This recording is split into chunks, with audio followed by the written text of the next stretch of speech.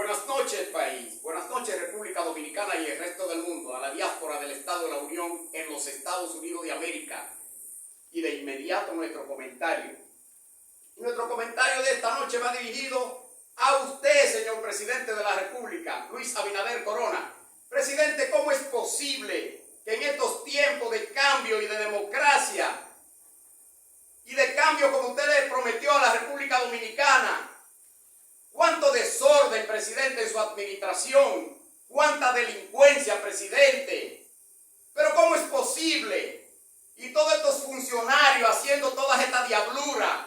Mire lo que le hizo Roberto Funcar a usted en el Mineri, al pueblo dominicano, a la educación del país. Y usted lo premió, presidente. Pero ¿cómo es posible?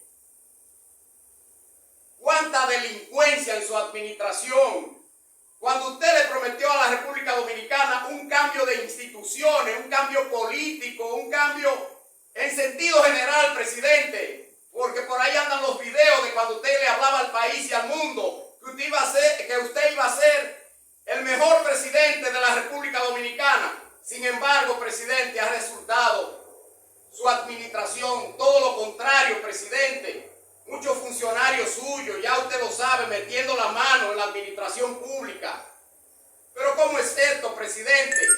Y para el colmo de los colmos, presidente, esta facturación eléctrica tan alta, este desorden en su administración. Pero ¿cómo es posible? Y muchos de sus militantes y sus simpatizantes hablando de una reelección presidencial. No permita eso. Y desde este programa le recomendamos que no se presente a una reelección presidencial. Porque si se presenta le va a pasar como Chucumbele, presidente. Y ya se lo hemos reiterado en este programa. Corrija eso, presidente. Trate de darle a los dominicanos y a las dominicanas mejor calidad de vida.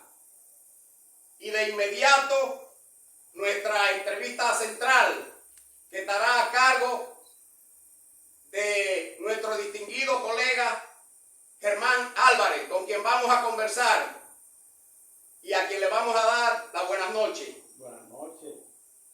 ¿Cómo usted se siente? Muy buenas noches. Encantado de estar en tu programa. Y para nosotros es un placer compartir con la gente que te está viendo en diferentes partes del mundo y sobre todo aquí en la República Dominicana. Estamos abiertos para conversar sobre los tópicos que tú entiendas. ¿Qué opinión me merece usted con relación al comentario que hemos hecho? Bueno, yo no te puedo negar que yo soy una persona parcial. Yo pertenezco a un partido de oposición, pero la verdad ha de ser dicha. El gobierno tiene que mejorar muchas cosas que nos competen a todos los dominicanos, porque cuando un presidente está gobernando ya no es el presidente de su partido, es el presidente de toda una nación. Y algo muy puntual que tú señalaste es la factura eléctrica. La factura eléctrica nos está golpeando a todos en este país y es necesario que hayan correctivos para que eso no siga sucediendo, porque la energía eléctrica es parte de la espina dorsal de la sociedad. Sin energía eléctrica el mundo moderno no funciona, es más, casi nada funciona. En las casas se conservan los alimentos, las fábricas trabajan con energía eléctrica, las clínicas trabajan con energía eléctrica. Nosotros estamos hablando a través de un medio digital y en el estudio en que nosotros estamos consume energía eléctrica. Es decir, que la energía eléctrica es parte junto con, después de los alimentos y del agua, es parte ya de todo el andamiaje de la vida moderna. Así es que tu comentario es muy atinado para nosotros. Nosotros quisiéramos saber cómo usted ve el mundo, cómo usted ve la geopolítica, qué opinión usted tiene con relación al triunfo de Lula da Silva, el presidente de Brasil, país latinoamericano más grande del continente. ¿Qué opinión me merece usted ese triunfo de Lula? Yo estaba dándole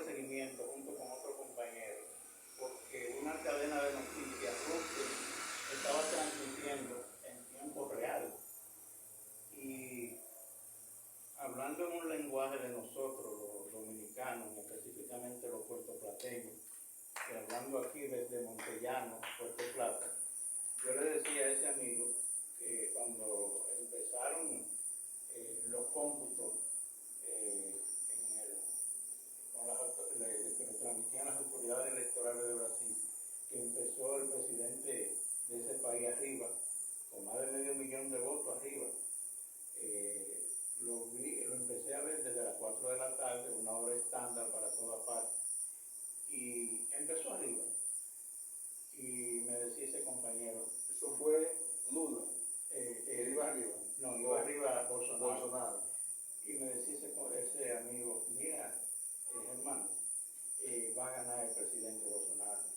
Digo yo, mira, estamos aquí en Puerto Plata, cuando lleguen los votos de Montellano, de Sosúa, lo de los Mabajita, lo de Inver, tú te vas a dar cuenta, y ese es yo, porque yo lo puse en el lenguaje local. Entendieron lo que le quería decir. Y así mismo empezó, porque parece que el cómputo empezó donde Bolsonaro era fuera.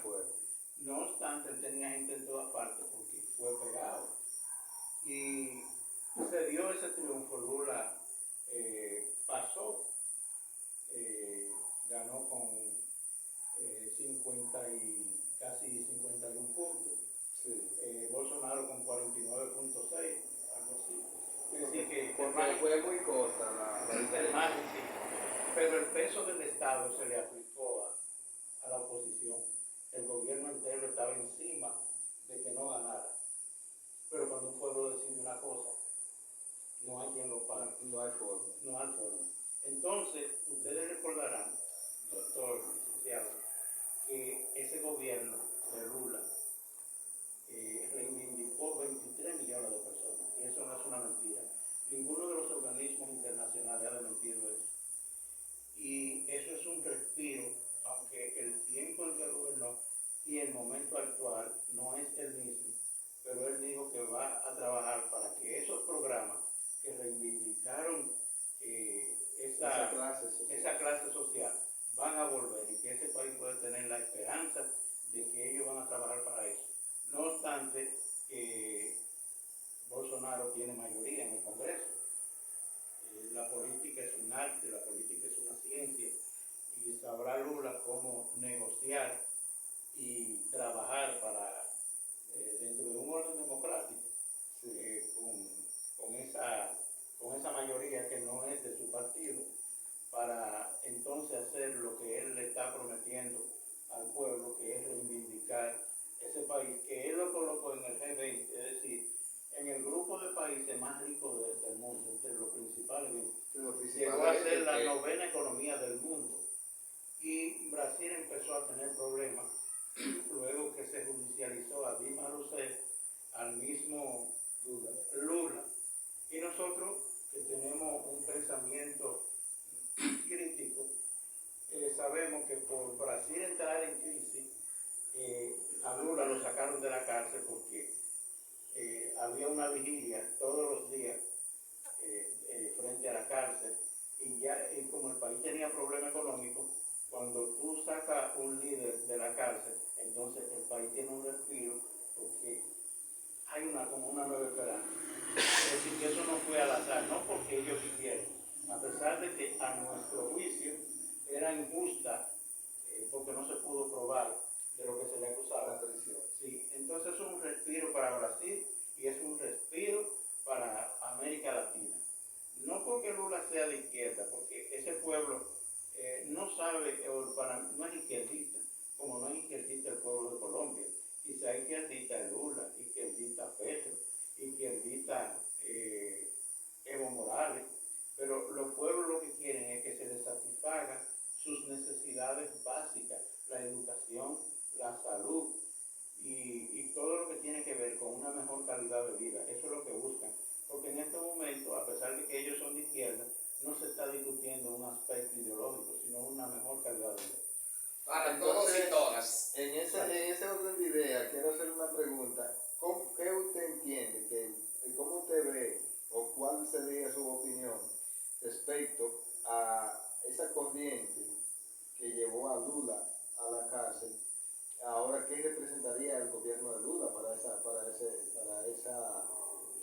para esa corriente política que lo llevó hasta la cárcel. Y esa corriente, podríamos decir, del sistema judicial de ese país brasileño. Tú sabes que ahora, por lo más que se han comportado esos grupos, han puesto en evidencia una palabra que cuando yo era niño la escuchaba mucho, y esa palabra se ha puesto de moda, que es la oligarquía. Esa palabra se usaba cuando habían... Entonces, esos grupos representan la oligarquía. La oligarquía, que son sectores conservadores que solo le interesa, a ellos solo le interesan estar bien, sus intereses, y ellos no piensan en la colectividad. Para ellos no significa nada que Lula haya rescatado 23 millones de personas. Ellos lo que les interesan son el poder, la cuota de poder. La cuota de poder en sus inversiones, sus intereses. Y ese es el pleito que hay en este momento. Precisamente en ese orden de ideas, me gustaría que la respuesta vaya un poquito más profunda, porque hay intereses precisamente, y ahora esa oligarquía podrá tener el poder, que se divide en tres principales, el poder económico, el poder político y otro poder ahí. Vamos a los tres. Lula ahora detenta el poder ejecutivo, que incluso en muchos países se denomina así también, el poder ejecutivo. Entonces, Lula ahora representa el poder ejecutivo, y aunque ellos tengan esa oligarquía, representa un poder económico, no es lo mismo tú con el poder económico poder enfrentar el poder ejecutivo, el poder político. El poder político. Bueno, sabiendo nosotros las condiciones que tiene el presidente Lula y ahora presidente electo, el presidente, dentro de un orden democrático, él tendrá que negociar a favor de ese pueblo, negociar precisamente con quienes no lo querían, porque la democracia tiene ese precio, tú entenderte con tu adversario, por lo de aquello, hablando en un término vulgar, que no nos matemos uno con otro, buscarle el mejor bajadero a la situación. Entiende que entonces sería una solución política la que daría Lula en estos momentos contra aquellos que lo constriñeron y lo llevaron a la cárcel. Sí, Lula no va a trabajar desde la óptica de nosotros, no es como interpretándolo a él. Es por conocer su trayectoria. Es una persona de servicio, una persona trabajador dedicado a su pueblo. Él no va a ponerse en eso, porque eso de perseguir personas en el orden político, eso distrae. Yo vi una película mexicana que me llamó la atención, en que alguien aspiraba a la presidencia de la República, y una persona de la prensa, un periodista... Usted le acaba de decir pocas cosas a eso que lo llevaron a la cárcel. Sí. Porque cuando usted habla de distraerse, es porque se va a distraer con cosas vanas, con cosas de poca importancia. No, distraer a la sociedad. Pero yo entiendo que no es que usted no está equivocado con esa expresión. Lo que yo quiero decir es, déjame terminarte esto, que vi en esa película que le preguntan a un candidato presidencial que si su fuerte será como combatir la corrupción. Y él dijo que no. Que eso debe de ser un eje de la justicia. Sí, exactamente. ¿Qué quiso decir? Que si yo me distraigo a combatir la corrupción, entonces yo voy a coger algo, un trabajo que no es mío. Me llega un caso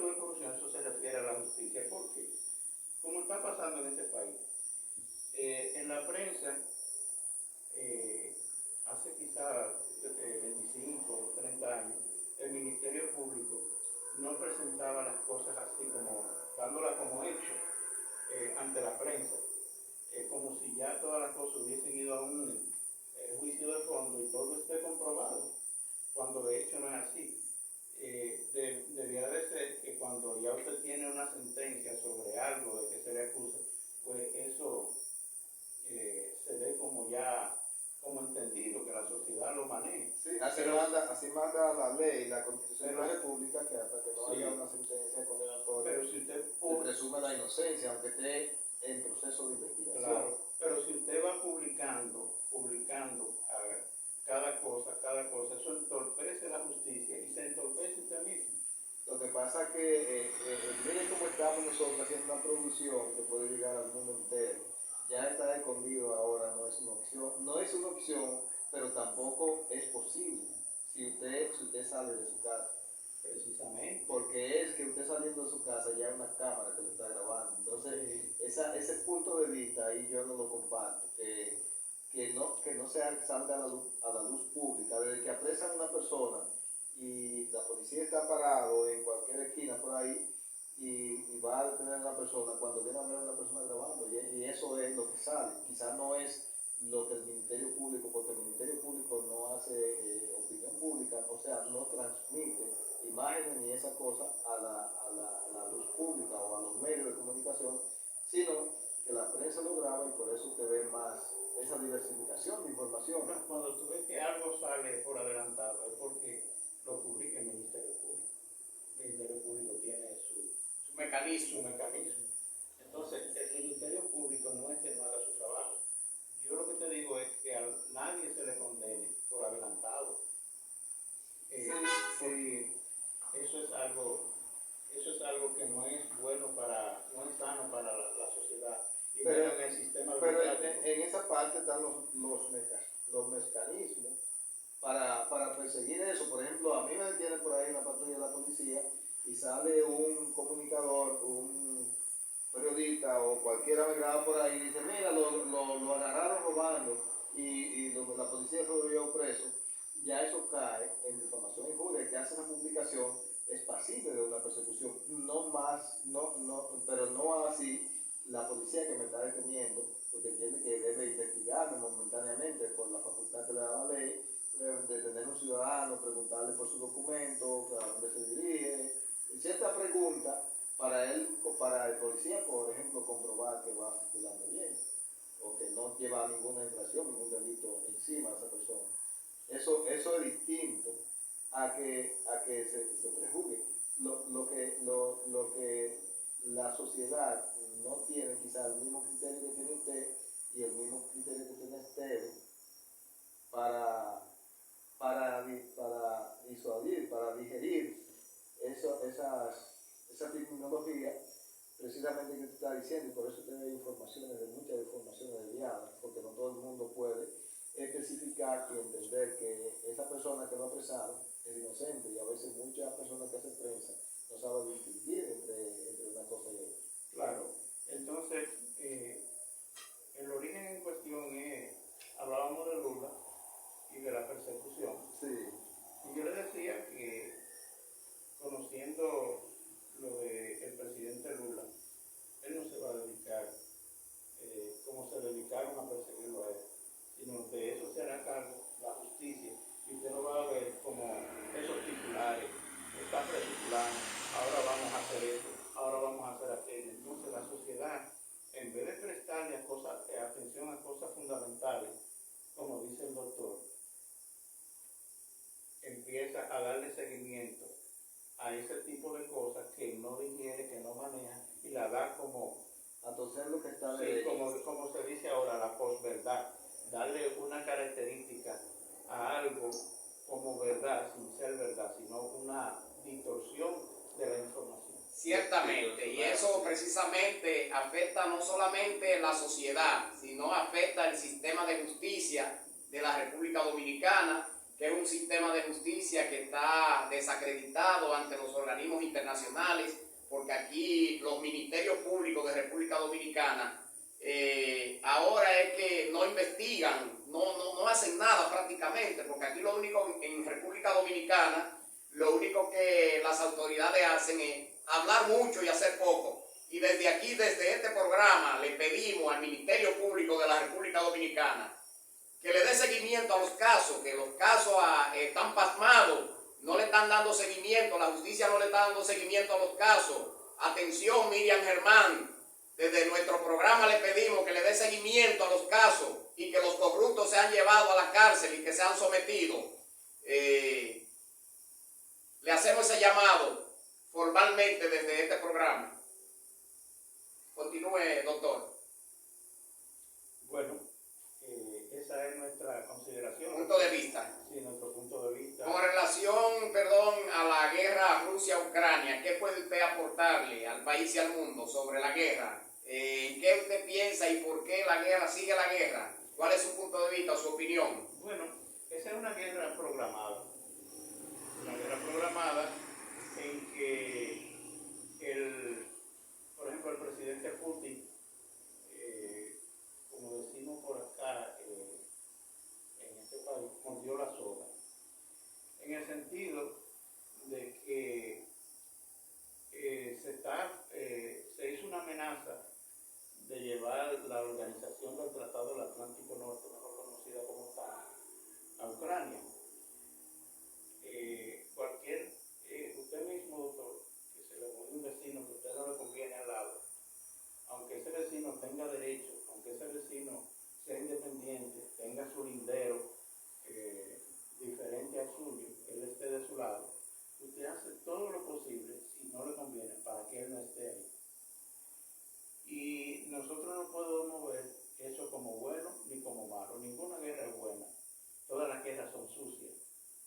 Ahora bien, esa organización debió desaparecer. De inmediato terminó desde el 97, por no decir desde el 91, cuando terminó la Guerra Fría. La Guerra Fría era un enfrentamiento de Estados Unidos a la cabeza, representando, entre comillas, el sistema democrático, el capitalismo, y del otro lado estaba la Unión de Repúblicas Socialistas Soviéticas. Estaba representado por un acuerdo militar que se denominó el Pacto de Varsovia. Desde que se terminó la Segunda Guerra Mundial, se empezó la carrera armamentística, y esa carrera armamentística estaba representada por Rusia, por la Unión Soviética, por la Unión Soviética y por los Estados Unidos. Ellos tenían sus misiles apuntándose uno al otro, por eso se llamaba la Guerra Fría. Y el objetivo de Occidente, representado por Estados Unidos, era frenar el avance del comunismo, y el objetivo del otro era avanzar. Uno sucumbió, que fue la Unión de Repúblicas Socialistas Soviéticas, y al terminar, mucha gente le llaman el fin del comunismo, pues entonces la OTAN debió desaparecer, porque eso era para enfrentar al Pacto de Varsovia. Ciertamente. Y no desapareció. Entonces, la OTAN se quedó cuajándose y todavía está ahí, y ahora está siendo usada para acorralar a Rusia. Yo no estoy diciendo que el presidente Putin sea bueno ni sea malo, pero de que lo están acorralando, usando la Unión Europea. ¿Y qué busca Estados Unidos detrás de eso? Estados Unidos está buscando fortalecer su economía, y lo está logrando. Fíjense que aquí en Puerto Plata, doctor, usted es licenciado, sí.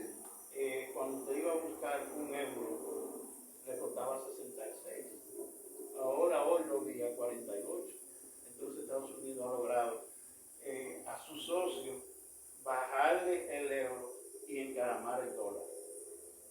Entonces, esos pueblos europeos están viviendo en carne propia una hiperinflación. ¿Por qué? Porque ahora van a tener que comprar el gas que le vende Rusia a un precio muy preferencial, comprarlo en otro mercado, porque Rusia se lo pone en su casa por los gasoductos. Si ahora tienen que comprarlo, van a tener que comprarlo en barco, buscar otra alternativa. En lo que se coja otra alternativa, esos pueblos van sufriendo eso. Entonces, los líderes de la Unión Europea son aliados de Estados Unidos, y Estados Unidos es que da las órdenes. Inclusive, ellos delegaron el diálogo que tenían que hacer ellos, cada país de ellos, lo delegaron en Estados Unidos, para que Estados Unidos sea que dialogue con Putin, como representándolo a él. Usted se imagina eso, de entregar a cada uno su soberanía. Ciertamente. Pero Estados Unidos está logrando lo que quería.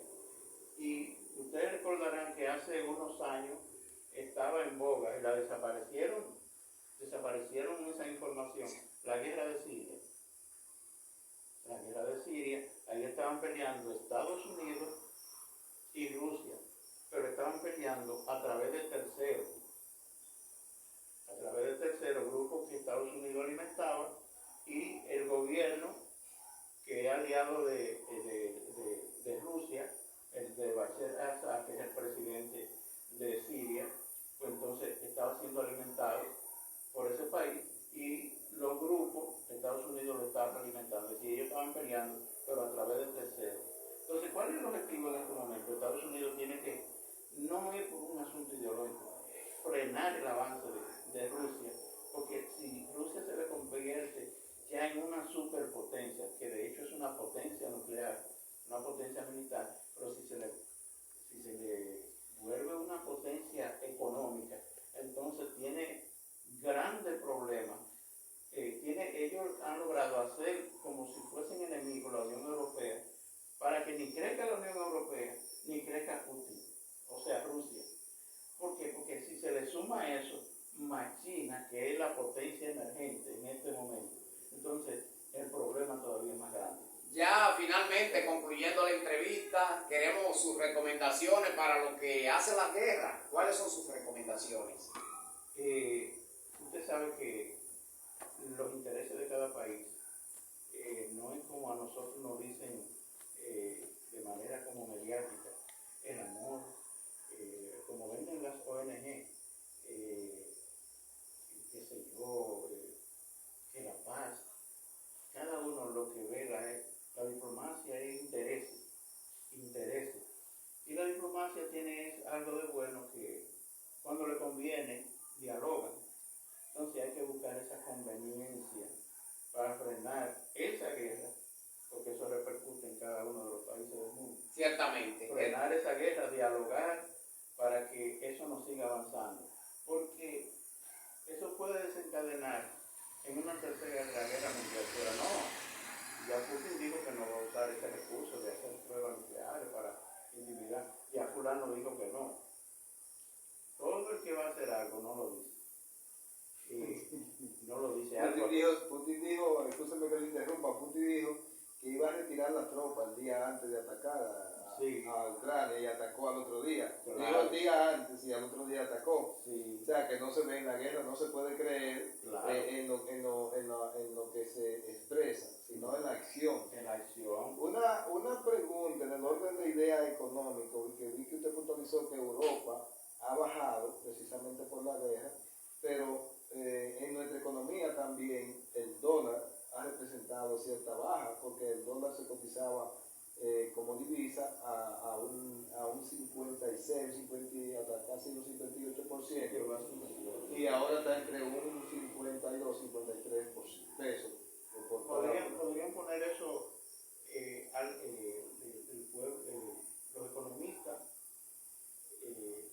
debieran expresarse de manera que el pueblo lo entienda, y no hablar como economista en sí, sino que en un lenguaje llano para que la gente domine ese lenguaje. Ellos opinarán, pero eso es beneficioso, que un dólar esté A la par con a el la precio. par y que haya bajado, eso es beneficioso para el país. Pero el doctor acaba de decir en su comentario que la tarifa eléctrica la han pegado ahí arriba.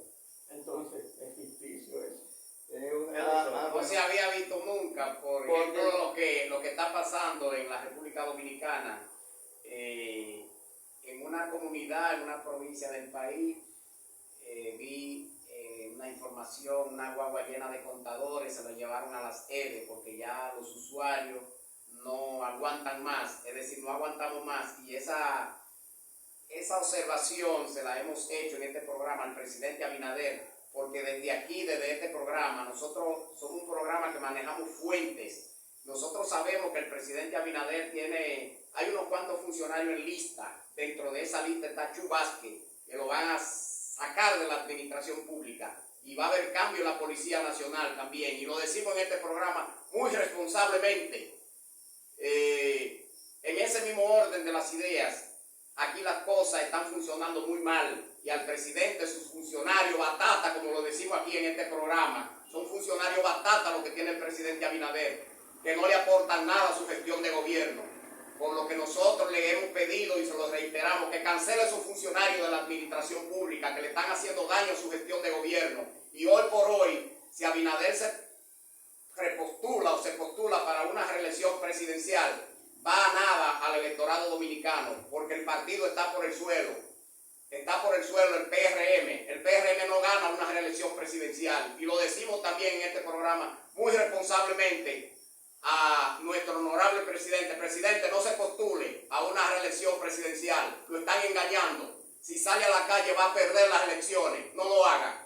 Desde aquí, desde este programa, se lo recomendamos. Y ya finalmente, concluyendo nuestra entrevista con usted, nos vamos a despedir y le vamos a decir a usted que las puertas de nuestro programa siempre estarán abiertas, que estamos aquí a la orden para usted cada vez que quiera venir a exponer sus ideas, sus análisis muy grandiosos, muy valiosos para el país y para el mundo, puedas hacerlo. Y a ustedes, amables televidentes, soy el licenciado Gilberto Esteves, abogado y comunicador de la República Dominicana. Hasta nuestra próxima entrega, pueblo dominicano.